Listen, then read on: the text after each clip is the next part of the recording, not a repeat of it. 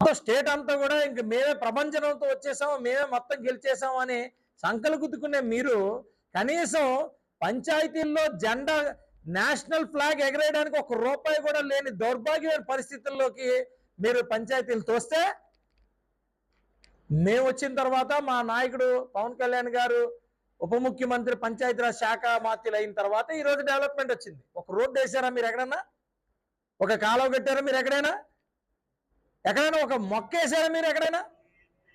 జలజీవన్ మిషన్లో కేంద్రం 23,000 కోట్లు శాంక్షన్ చేస్తే 5 సంవత్సరాలు కూడా మీరు గడిపేసి కనీసం 10% అందులో 2,500 కోట్లు కూడా మీరు ఖర్చు పెట్టలేని దౌర్భాగ్యమైన పరిస్థితిలో మీరు ఉన్నారు.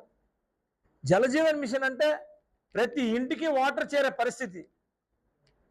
మళ్ళా మేము వచ్చిన తర్వాత, మా నాయకుడు వచ్చిన తర్వాత 9,441 కోట్లు తీసుకొని ఒక 8 ఎంఈఎస్ ప్రాజెక్టులు, 6,940 నివాస ప్రాంతాలు, ఇవి 30 సంవత్సరాల్లో 1,46,00,000 మంది జనాభాకి లబ్ధి పొందే పరిస్థితి ఉంది.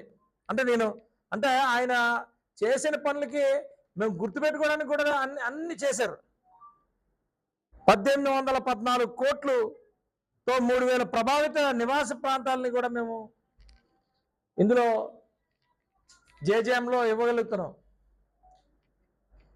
అందులో నా కాన్స్టిట్యున్సీ కూడా, మన కాన్స్టిట్యున్సీ అనకాపల్లి జిల్లా కూడా ఈరోజు జేజేఎంలో ఎలమంచిల కాన్స్టిట్యున్సీ కూడా లబ్ధి పొందబోతుంది. శాంక్షన్స్ వచ్చాయి, టెండర్కి వెళ్ళే